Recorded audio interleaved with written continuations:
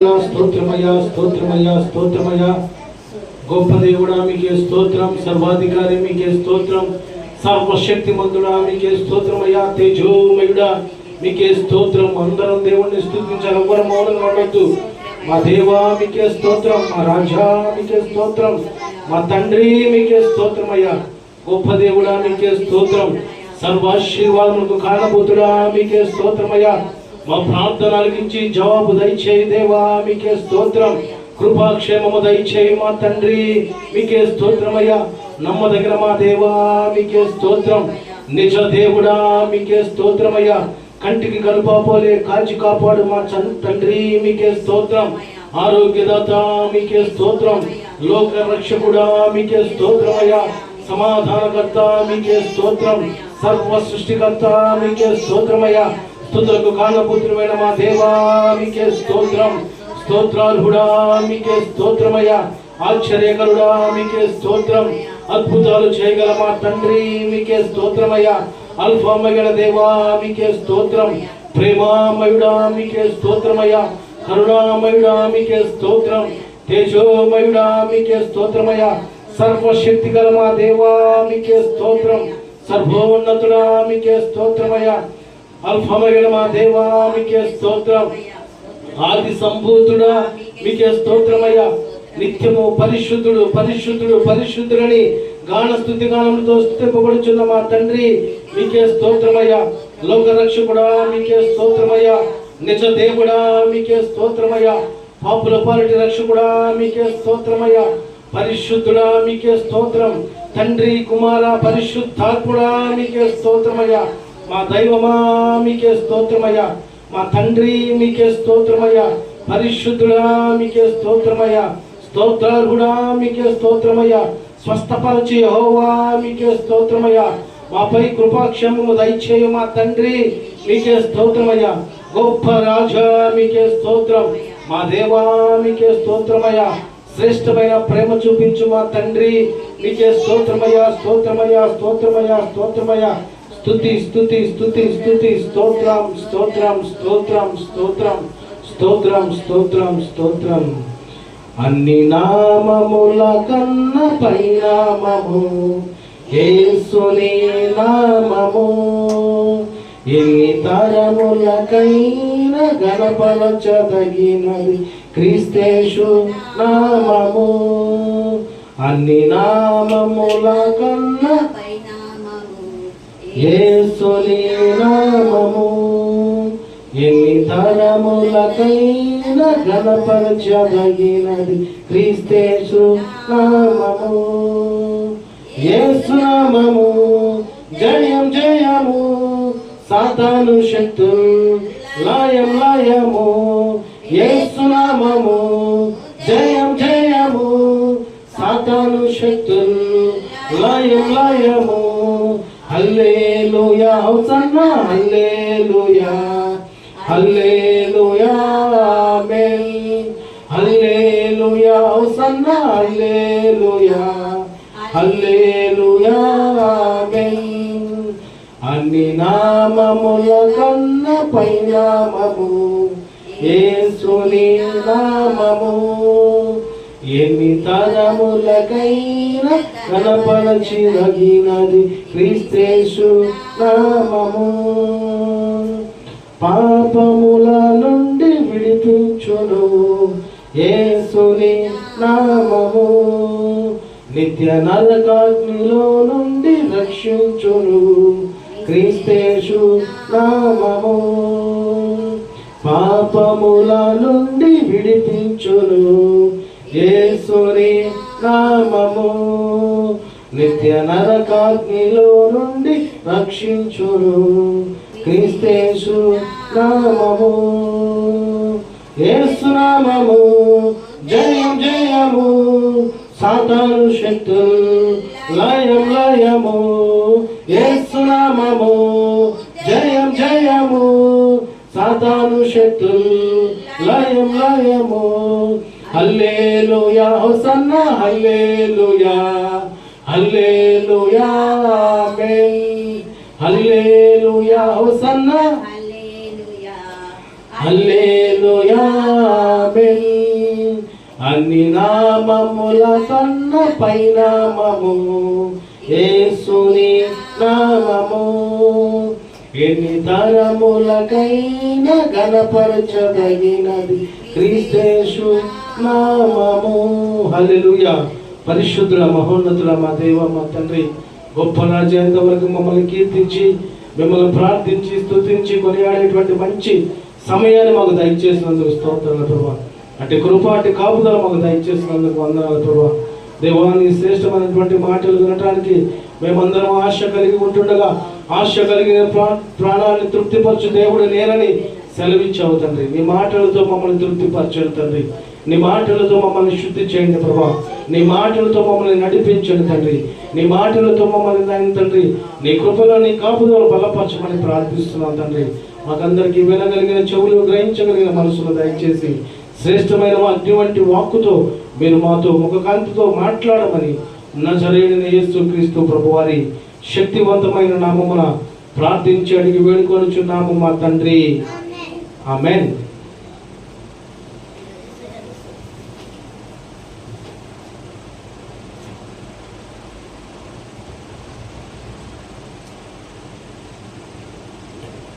దేవుని పరిశుద్ధమైన నామమునకు మహిమయు ఘనతయు ప్రభావములు కలుగునుగాక. ఆమేన్. మన ప్రభువును రక్షకుడైన యేసుక్రీస్తు ప్రభువారి పరిశుద్ధమైన శక్తివంతమైన ప్రశస్తమైన నామమున ప్రభు సన్నిధిలో కూడి ఉన్న దేవుని బిడ్డలైన మీ అందరికీ నా నిండు హృదయపూర్వకపు వందనాలు, ప్రత్యేకపు శుభములు తెలియపరుస్తున్నాను. దేవుడు మిమ్మల్ని అందరినీ సమృద్ధిగా ఆశీర్వదించి దీవించునుగాక. ఆమేన్. ఒకరోజు ఒక రైల్వే స్టేషన్ ప్రాంతంలో కుంటిగా ఉన్న వ్యక్తి ఆరెంజ్ పండ్లు అమ్ముకుంటా ఉన్నాడంట బుట్టలో. అంటే తను ఉన్న పరిస్థితి వేరుగా ఉంది, కానీ అయినప్పటికీ తన కాళ్ళ మీద తను నిలబడాలని ఆ యొక్క బుట్టలో ఆ పండులు వేసుకొని ట్రైను అడాగుడి అంతా ఉన్నప్పటికీ తను ప్రయాసపడుతూ ఉన్నాడంట. ఇంతలో ఏమైందంటే ఒక వ్యక్తి స్పీడ్గా వెళుతూ తన ట్రైన్ మిస్ అయితేనని స్పీడ్గా వెళుతూ ఆ వ్యక్తిని తగలంగానే, ఆ కుంటిగా ఉన్న వ్యక్తిని, ఆ బుట్టలో వ్యాపారం చేసుకున్నటువంటి వ్యక్తిని తగలంగానే ఆ ఉన్నటువంటి వస్తువులన్నీ కూడా, ఆ పండ్లన్నీ కూడా కింద పడిపోయి, చిల్లర డబ్బులన్నీ కూడా కింద పడిపోయి అంతా చెల్ల చిద్దరైపోయిందంట.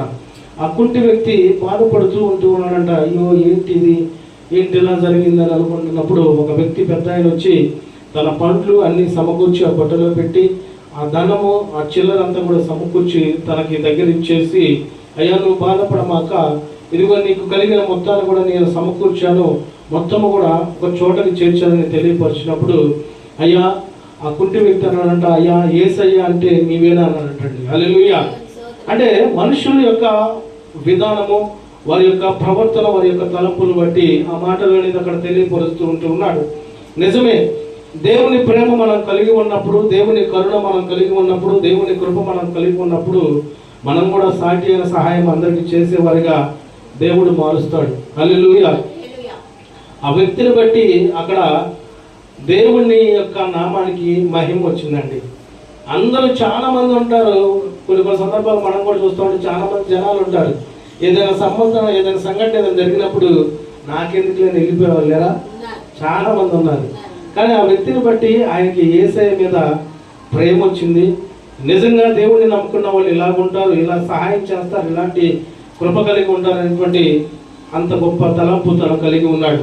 ఈ లోకంలో మనకి ఐశ్వర్యము, ఘనత, గొప్ప గొప్ప పేర్లు దేవుని ప్రేమ ద్వారానే మనం పొందుకోగలం. దేవునికి మహిమ కలుగును గాక. ఆమేన్. యెషయా గ్రంథము 61వ అధ్యాయము, యెషయా గ్రంథము 61వ అధ్యాయము 6వ వచనం చదువుకున్నాం. పేజీ నంబర్ 621, పేజీ నంబర్ 61వ అధ్యాయము 6వ వచనం. యెషయా గ్రంథము 61వ అధ్యాయము 6వ వచనం చదువుకున్నాం.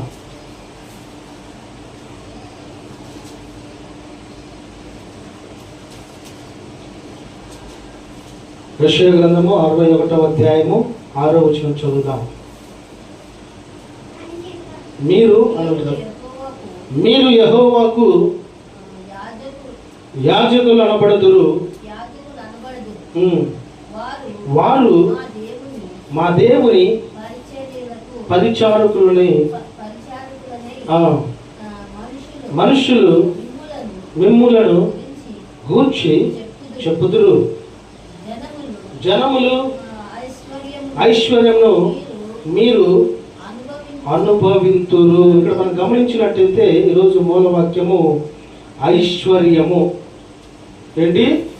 ఐశ్వర్యము అంటే ఏదో ఆస్తి ఉండటం కాదు, ఏదో అంతస్తు ఉండటం కాదు, ఏదో మిద్దెలు ఉండటం కాదు, ఏదో మేళలు ఉండటం కానీ దేవుని ద్వారా మనకిచ్చే ఐశ్వర్యం ఏమున్నదన్నది మనం గ్రహించే వారంగా ఉండాలని పరిశుద్ధాత్ముడు తెలియపరుస్తున్నాడు. దేవుడు ప్రణాళిక, రక్షణ ప్రణాళికను ప్రవక్త అయినటువంటి యెషయా గారి ద్వారా ఈ మాటలు మనతో మాట్లాడుతూ ఉన్నారు. దేవుడు అనుగ్రహించే ఐశ్వర్యమును మనం తెలుసుకునే వారిగా ఉండాలి. దేవుడిచ్చే ఐశ్వర్యము ఈ లోకముతో సాటి కాదు. దేవుడిచ్చే ఐశ్వర్యము ఉన్నతమైనటువంటి స్థితిలో మనల్ని ఉంచుతుంది. దేవుడిచ్చేటువంటి ఐశ్వర్యము యుగ యుగములు మనతో పాటు ఉంటుంది. ఆ దేవుడు మనకు అనుగ్రహించే ఐశ్వర్యము 3 విషయాలుగా మనం చూడగలిగినట్లయితే అనేకమైనటువంటి విషయాలు దేవుడు మనల్ని ఐశ్వర్యవంతులుగా మారుస్తున్నాడు, ఘనపరుస్తున్నాడు. తన యొక్క ఉన్నతమైనటువంటి ప్రేమ మన మీద చూపిస్తూనే ఉన్నాడు. కానీ మనం కూడా దేవుడు అనుగ్రహించేటువంటి ఐశ్వర్యమును మనం తెలుసుకోవాలి. మనకు ఏమి ఇస్తున్నాడు అన్నది 3 మాటలుగా మనం చూడగలిగినట్లయితే మొట్టమొదటి ఐశ్వర్యం, దేవుడు మనకు అనుగ్రహించే ఐశ్వర్యము రక్షణ అనే ఐశ్వర్యాన్ని మనకు దేవుడు అనుగ్రహించాడు. మాట చూద్దాం. రోమీలకు రాసిన పత్రిక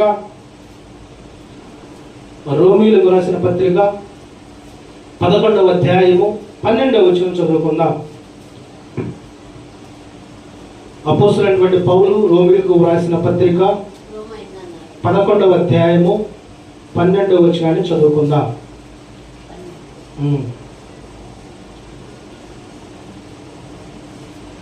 వారికి అవును, వారికి రోషము పుట్టించుటకై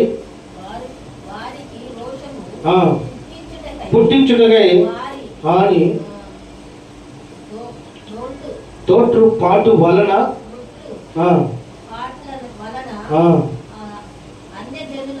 అన్యజనులకు రక్షణ కలిగేను. వారి తోట్రు పాటు లోకమునకు ఐశ్వర్యమును వారి క్షీణ దశ అన్య జనులకు ఐశ్వర్యమును అయిన ఎడల వారి పరిపూర్ణత ఎంత ఎక్కువగా ఐశ్వర్యకరమగును. హల్లెలూయా. అవును, ఆమేన్, హల్లెలూయా. ఇక్కడ మనం గమనించినట్లయితే రక్షణ అనేటువంటి ఐశ్వర్యాన్ని వారు పొందుకున్నట్టు అపోస్తలుడైనటువంటి పౌలు రోమీలకు రాసిన పత్రికలో తెలియపరుస్తున్నాడు. ఈ మాటలు మనం కూడా చూసుకున్నట్లయితే నిజంగానే దేవుడు మనకి ఇచ్చిన గొప్ప ఐశ్వర్యం ఏంటంటే రక్షణ అనేటువంటి ఐశ్వర్యాన్ని దేవుడు మనకి ఇచ్చిన్నాడు. ఇక్కడ మనం చూస్తే వారికి రోషము పుట్టించడకై వారి తొట్టుపాట్ల వలన అన్య జనులకు రక్షణ కలిగను. దేవుణ్ణి ఎరగిన బిడ్డలకి రక్షణ కలిగింది. దేవుణ్ణి ఎరగిన బిడ్డలకి దేవుని ప్రేమ తెలియపరచబడింది. దేవుణ్ణి ఎరగని బిడ్డలకి దేవుని యొక్క గొప్ప తలంపులు తెలియపరచబడ్డాయి. నా ప్రియ దేవుని బిడ్డలారా, ఐశ్వర్యం మీరు అనుభవించాలని దేవుడు ఆలోచన కలిగి ఉన్నాడు. ఆ ఐశ్వర్యం ఏమైనదంటే దేవుని ద్వారా లభింపబడేటువంటి ఐశ్వర్యం, అనగా రక్షణ అనేటువంటి ఐశ్వర్యాన్ని దేవుడు మనకి దయచేసి ఉన్నాడు. దేవునికి మహిమ కలుగును గాక. అదేవిధంగా వారి తొట్టుపాట్లు లోకమునకు ఐశ్వర్యమును, లోక సంబంధమైనటువంటి ఐశ్వర్యం మనకు ఉన్నప్పటికీ అది ఉండొచ్చు, ఉండక పోవచ్చు. దేవుడు ఇచ్చేటువంటి ఐశ్వర్యము ఎప్పటికీ మన నుంచి ఎవరు కూడా దొంగిలించలేరు. అది స్థిరముగా ఉంటుంది.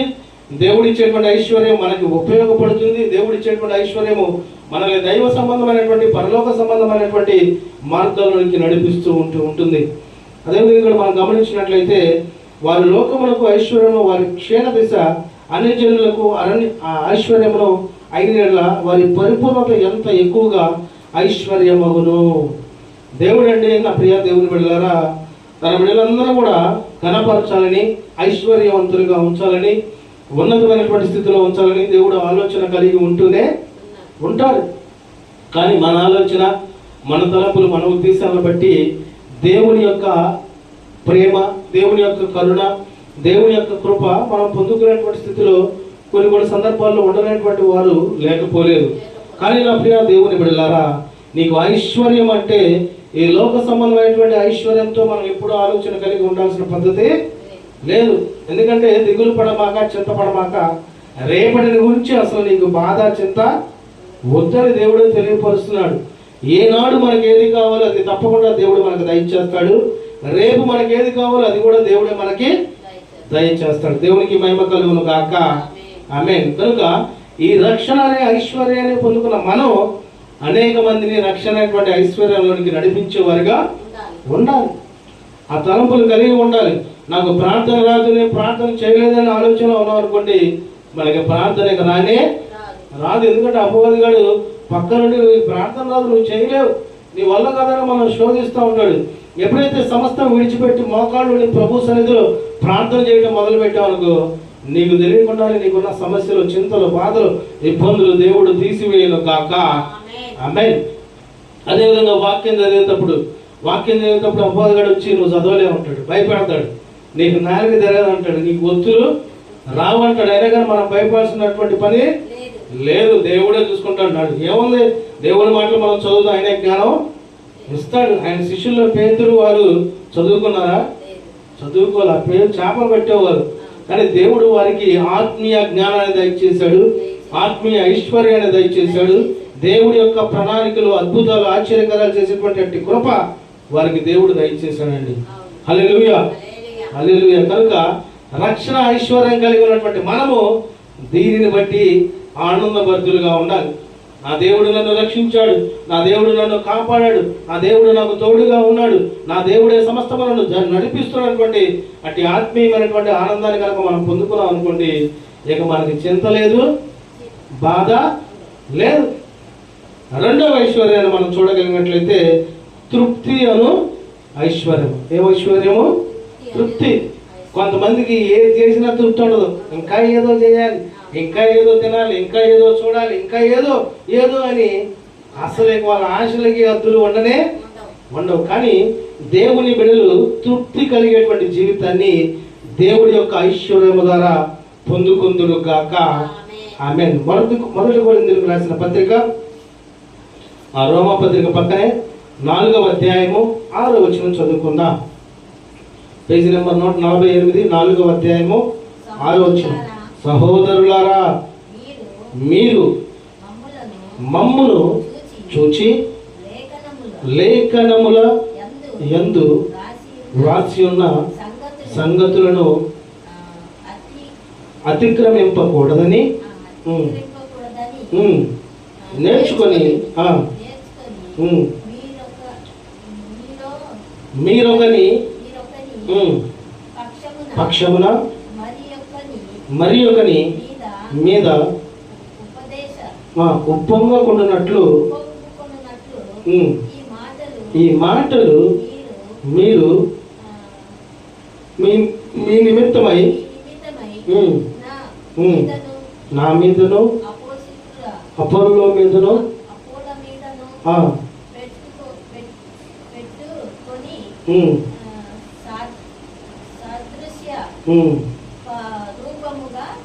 సాదృశ్య రూపముగా చెప్పి ఉన్నాను. కింద 8వ వచనం చదువుదామండి. ఇదివరకే మీరేమీ కొదువలేక తృప్తులైతిరి. ఇదివరకే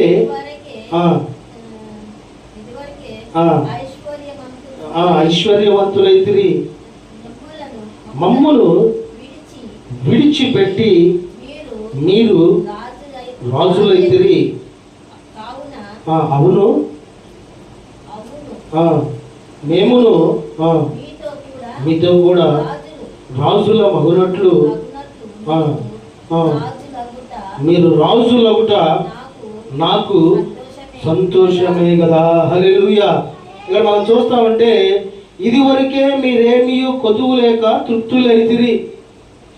ఇంతకుముందే మీకేమీ కొదువు లేదు, ఏ ఇబ్బంది లేదు, ఏ సమస్య లేదు, కానీ ఇంకా తృప్తిగానే ఉన్నారు, సమృద్ధిగానే ఉంటున్నారని తెలియపరుస్తూ ఇదివరకే ఐశ్వర్యవంతులు అయితిరి, మమ్మల్ని విడిచిపెట్టి మీరు రాజులు అయితిరి అని తెలియపరుస్తున్నాడు.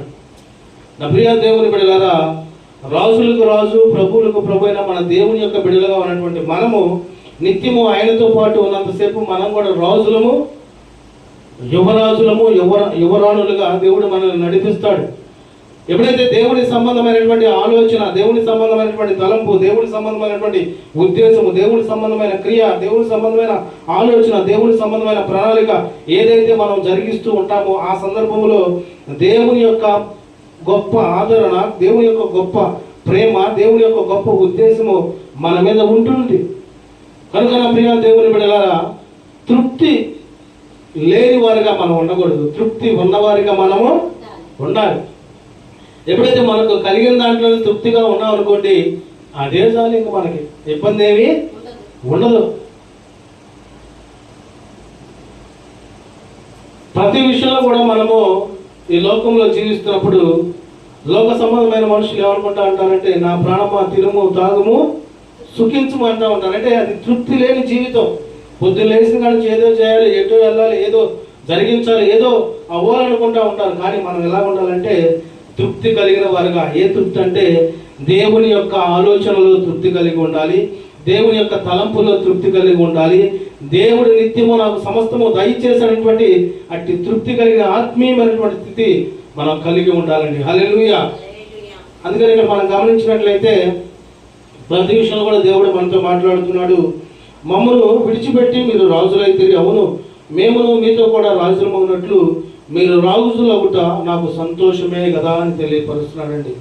నా ప్రియ దేవుని బిడ్డలారా, ధనం ఈరోజు ఉండొచ్చు, లేపు ఉండకపోవచ్చు, బంగారం ఉండొచ్చు, ఉండకపోవచ్చు, కానీ దేవుడి ద్వారా పొందుకున్నటువంటి ఐశ్వర్యము యుగయుగంలో మనతోనే ఉంటుంది. ఎందుకంటే దానిని తీసివేయటానికి కుదరదు. అది కనుక ఒక్కసారి దేవుడి ద్వారా మనం పొందుకున్నాం అనుకోండి, దేవా నీవు వచ్చిన దాన్ని బట్టి నాకు ఈ తృప్తి చాలనేటువంటి మనసు మనం కలిగి ఉంటే మనకి అవి కావాలి, ఇవి కావాలి, అవి చేయాలి, ఈ చేయాలి అనేటువంటి ఆలోచన దరిదాపులకు కూడా రాదు. కొన్ని సందర్భాలు అపవాదం వచ్చి అటెలందా, ఇటెలందా, ఇచ్చేద్దా, ఇచ్చేద్దాం అన్న ప్రార్థన చేయాలి, దేవుని మాటలు ధ్యానించాలి, దేవుని మాటలు వినాలి, దేవుణ్ణి స్తుతించాలి. హల్లెలూయా. అట్టి స్థితి మనకు దయచేస్తారు. కనుక ప్రతి విషయంలో కూడా తృప్తి అనే ఐశ్వర్యాన్ని పొందుకునే వారిగా మనం ఉంటే రోజుల యొక్క బిడ్డలుగా దేవుడు మనల్ని మారుస్తాడు. హల్లెలూయా. అందుకని ఐశ్వర్యమును మీరు అనుభవింతురు.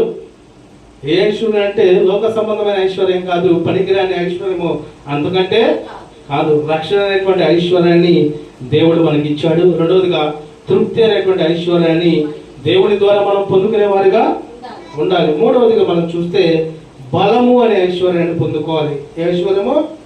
బలం అనే ఐశ్వర్యమును దేవుని ద్వారా మనం పొందుకునే వారిగా ఉండాలి. కొరింథీయులకు రాసిన 2వ పత్రిక 4వ అధ్యాయము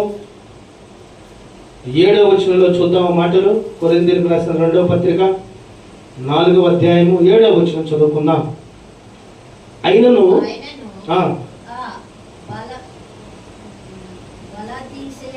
ఆ బలాధిక్యము మా మూలమైనది కాక దేవునిదై ఉన్నట్లు మంటి ఘనములలో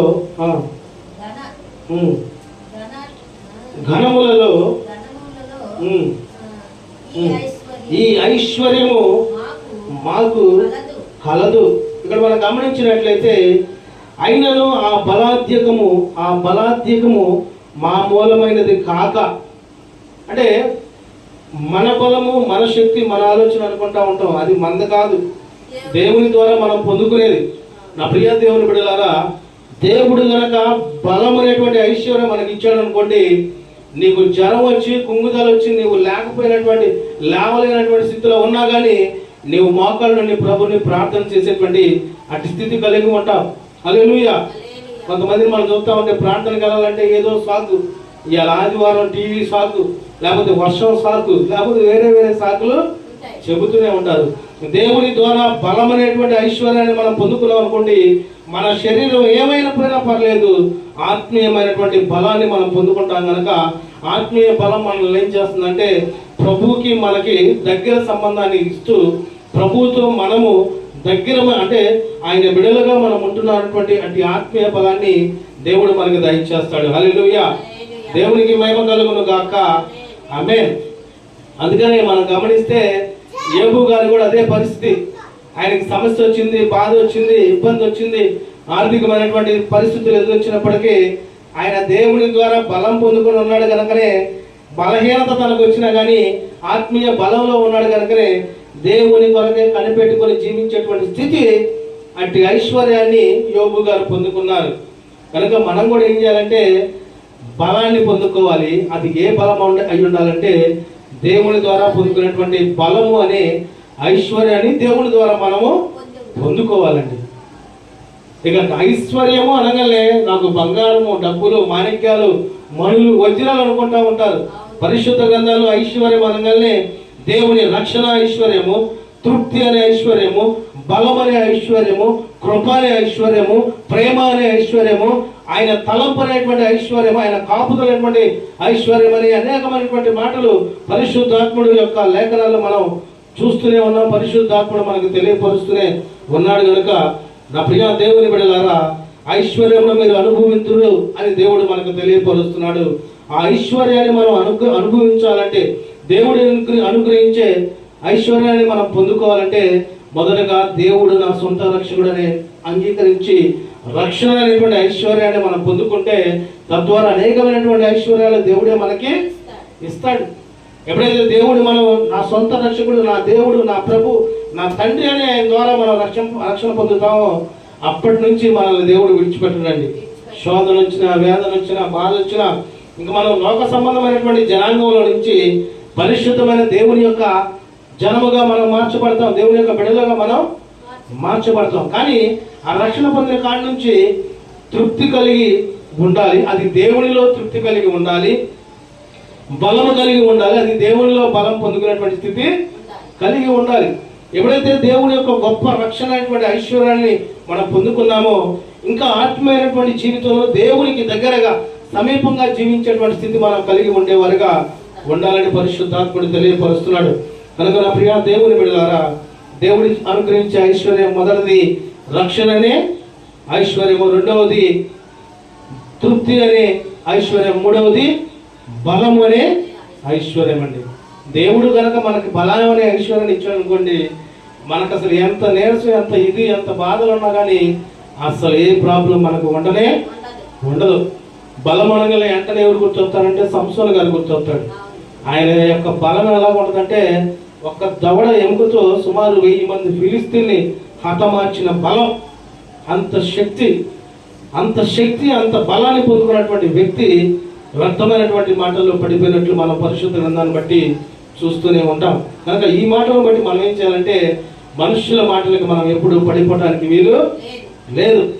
దేవుని అందే నిరీక్షణ, దేవుని అందే ఆలోచన, దేవుని అందే తలంపు కలిగి ఉంటూ దేవుని ద్వారా ఇంకా ఐశ్వర్యాన్ని అనేకమైనటువంటి కోణాలు, అనేకమైనటువంటి విషయాల్లో ఆయన ద్వారా ఐశ్వర్యాన్ని మనం ఈ లోకంలో పొందుకోవాలంటే ప్రార్థన అనేటువంటి ఐశ్వర్యాన్ని మనం వదిలిపెట్టకుండా నిత్యము ప్రభువుకి సమీపంగా ప్రభువుని స్తుతించుతూ ప్రభువుని మహిమపరుస్తూ ఘనపరిచేటువంటి వారుగా మనం ఉండగలిగితే ఆయన తప్పకుండా ఐశ్వర్యం ఇస్తాడు. పరలోక సంబంధమైనటువంటి ఐశ్వర్యాన్ని దేవుడు తప్పకుండా తన బిడ్డలకు దయచేయును గాక. ఆమేన్. ఈ మాటలు దేవుడు మన వినికిడిలో ఆశీర్వదించి దీవించును గాక. ఆమేన్. ప్రార్థన చేసుకుందాం. పరిశుద్ధుల మహోన్నతుల మా దేవ, మా తండ్రి, మీకు స్తోత్రాలు ప్రభా. నిజమైన తండ్రి, ఐశ్వర్యము నేను మీకు అనుగ్రహిస్తానని తెలియపరిచాను తండ్రి. దేవుడు మీకు ఐశ్వర్యం అనుగ్రహిస్తాడు కనుక మీరు దాన్ని పొందుకోవాలని తెలియపరిచారు తండ్రి. దేవుడు అనుగ్రహించే ఐశ్వర్యము మేము పొందుకోవాలంటే ఎలా ఉండాలని మాకు తెలియపరిచారు తండ్రి. నిజమైన తండ్రి, రక్షణ ఐశ్వర్యం పొందుకోవాలని తెలియపరిచారు. అదేవిధంగా తండ్రి తృప్తి అనే ఐశ్వర్యాన్ని కలిగి ఉండాలని తెలియపరిచారు. మూడవదిగా బలం అనే ఐశ్వర్యాన్ని పొందుకోవాలని తెలియపరిచారు తండ్రి. దేవా, అపవాది గారు బలహీనపరచాలని, దూషించాలని, నిందించాలని, హేళన చేయాలని, అవమానపరచాలని ఆలోచన కలిగి ఉంటుండగా నీ బలము ద్వారా మమ్మల్ని ఐశ్వర్యవంతులుగా మార్చి ప్రతి విషయాలు కూడా మమ్మల్ని మీరు బలపరచమని ప్రార్థిస్తున్నాం తండ్రి. గొప్ప దేవుడా మీకు స్తోత్రం. ఇంకా రక్షణ పొందిన బిడ్డలందరికీ రక్షణ మాటలు తెలియపరిచి రక్షణ పొందేటువంటి స్థితిలో మమ్మల్ని మార్చమని ప్రార్థిస్తున్నాం తండ్రి. తృప్తి కలిగి జీవించేవారుగా మమ్మల్ని మార్చిన ప్రభా దేవా, ఏది ఉందో అంతలో ఆనందం కలిగి ఉండేలాగా, ఏది ఉందో అంతలో సంతోషం కలిగి ఉండేవారుగా, సమాధానం కలిగి ఉండేవారుగా అటు మనసును మాకు దయచేయమని ప్రార్థిస్తున్నాం తండ్రి. గొప్ప దేవుడా, మీరే మాకు తోడే ఉండి మీ కృపాక్షేమము కాపుదల దయచేయమని ప్రార్థిస్తున్నాం. ఈ ప్రార్థనలు ఏకీపించి తలలు వచ్చిన నీ బిడ్డలందరిని బట్టి పేరు పేరున ప్రార్థిస్తున్నాం తండ్రి. ప్రతి బిడ్డను కాల్చి కాపాడండి, మీ కృపలో జ్ఞాపకం చేసుకోండి. వారి పనుల్లో, రాకపోకల్లో, కుటుంబ పరంగా, ఆర్థిక పరంగా సమస్త విషయాల్లో మీరే తోడే ఉండి బలపరచుదురు గాక. మీరే నీ బిడ్డల్ని నడిపించుదురు గాక. నీ ప్రేమతో నింపుదురు గాక. సమస్త విషయాల్లో తోడే ఉండి నడిపించండి తండ్రి. ఈ ప్రపంచంలో ప్రతి బిడ్డని పేరు పేరు మీరు జ్ఞాపకం చేసుకోండి తండ్రి. రక్షణ భాగ్యం లేని వారికి రక్షణ భాగ్యం దయచేయండి. గర్భఫలం లేని వారికి గర్భఫలం దయచేయండి. అనారోగ్య సమస్యలు ఉన్న వారిని స్వస్థపరచండి దేవా. ఆర్థిక ఇబ్బందులు ఉన్న వారిని లేవనెత్తండి తండ్రి. నేనైతే అనేకమైనటువంటి విషయాల్లో, కుటుంబాల్లో గొడవలు, సమస్యలు, నిట్టూర్పులు, కోర్టులు, ఆయా విషయాల్లో పడుతున్న బిడ్డలకి మీరు ధైర్యపరిచి సమాధానపరచమని ప్రార్థిస్తున్నాను తండ్రి. ఈ ప్రాంతం ఈ ప్రాంతంలో జరుగుతుండగా ఈ ప్రాంతాన్ని ఈ ప్రాంతం చుట్టూ ప్రతి కుటుంబాన్ని మీరు ఆశీర్వదించి దీవించమని ప్రార్థిస్తున్నాను తండ్రి. మీరే తోడే ఉండి బలపరచండి అయినా తండ్రి. పరిశుద్ధాత్ముడా, నీ కృప క్షేమము కాపుదల మా మీద నిండుగా మెండుగా కుమ్మరించమని నజరేయుడైన యేసుక్రీస్తు ప్రభువారి శ్రేష్టమైన నామమున ప్రార్థించి అడిగి వేడుకొనుచున్నాము మా తండ్రి. ఆమేన్. ఇప్పుడు మన తండ్రి అయిన దేవుని యొక్క ప్రేమయు, కుమారుడు క్రీస్తు యొక్క కృపయు, ఆదరణకర్త అయిన పరిశుద్ధాత్మ యొక్క సన్నిధి సహవాసమును ఈ ప్రాంతంలో కూడిన మునుగును సకల పరిశుద్ధులను దేవుడు ఇప్పుడు ఎల్లప్పుడూ సదాకాలము తోడై ఉండి ఆశీర్వదించి దీవించును గాక. ఆమేన్, ఆమేన్, ఆమేన్. మన ప్రభు అయిన యేసుక్రీస్తు ప్రభువారి కృప మీ అందరికీ తోడై ఉండును గాక. ఆమేన్. మీ అందరికీ వందనాలు తెలియపరుస్తున్నాను.